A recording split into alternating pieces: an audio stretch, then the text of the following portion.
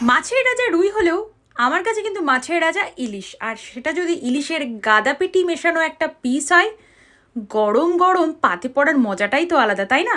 বাজার থেকে কিনে এনেছিলাম একটা 1 কিলোর থেকে একটু কম ওজনের মাছ।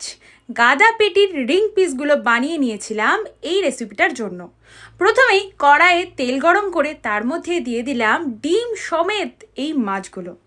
খেতে তো পরে হবে, কিন্তু তার আগে কিছু দেখেই না হয় আনন্দ পেয়ে নিই।